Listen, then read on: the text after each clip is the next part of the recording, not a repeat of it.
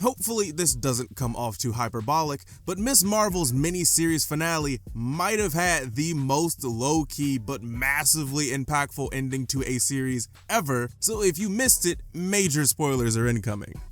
To fit the stakes of a teenage girl from Jersey, the mini-series finale ends with some relatively low stakes for our characters. That is, of course, if you don't count the fact that we finally got our first confirmed mutant in the MCU. So, in the comics, Ms. Marvel is an Inhuman. And in those comics, the Inhumans have a long, and considering their stature in Marvel now, kinda unnecessarily convoluted background, but they are essentially a ripoff of the X-Men. I know, some fans hate the comparison, but they operate in a very similar way. The main difference that you can think about between them is that Inhumans get their powers through experimentation from the Kree and exposure to this thing called the Terrigen Mist, rather than just being born with an X gene. Now, given Marvel's apprehension to fully use the Inhumans after their show flopped and the plans for the movie were dropped, it does make sense for the MCU's Kamala to have a different origin for her powers. So, with her now being the first confirmed mutant, 90s theme and all, mutants being mentioned in Doctor Strange's mom through Charles, and talks of Namor, who's sometimes called Marvel's first mutant, even though he totally isn't, being in Black Panther 2, mutants are going to be a major part of the MCU going forward. The only thing left to worry about now is wondering who's going to come next.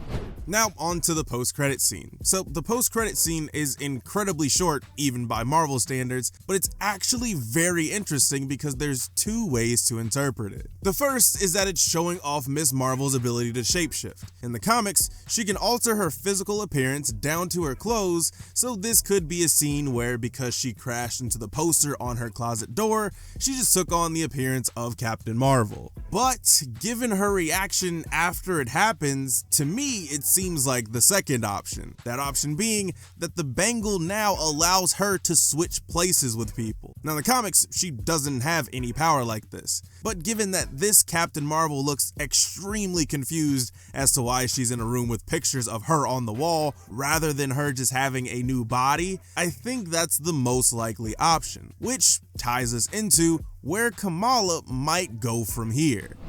As with most of the MCU shows, Ms. Marvel is fairly self-contained with only references to other characters and events without any real interaction. But given the big reveal, we know she's going to have a big role in the MCU going forward. We know that we'll see Ms. Marvel in the Marvels next year, but since we have no real idea what the plot of that film will be right now, we can really only talk about where Kamala, Kamran, and the others might end up after that. In the comics, Kamran is a similar character, but because of the whole Inhuman thing, there are a few differences, like him just not being a copycat version of Kamala. In fact, there's a storyline where he steals an artifact from the Five Weapons Society, which means Shang-Chi has to knock some sense into him. Now, given how the miniseries ends with Kamran feeling that he doesn't belong in this dimension, maybe it leads him to another artifact like the bangle that can help him get there.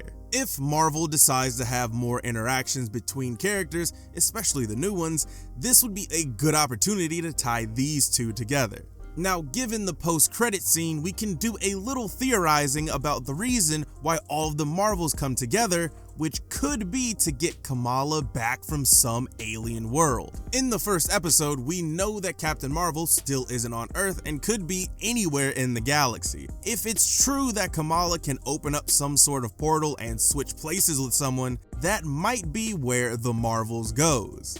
Now, this does call into question on how exactly she can teleport or how she chooses who to switch places with, but considering that it took them the full 6 episodes to get Kamala's superhero name, they might do a slow burn on that one as well. Oh, and one last thing for you to keep an eye out for, since the comics recently tend to reflect potential avenues for the MCU. There's a new event that's been teased to start this month called Judgment Day that causes the Avengers, the X-Men, and Eternals to come into conflict with each other. With that in mind, I wouldn't be surprised if some key part of that story isn't adapted in Phase 5.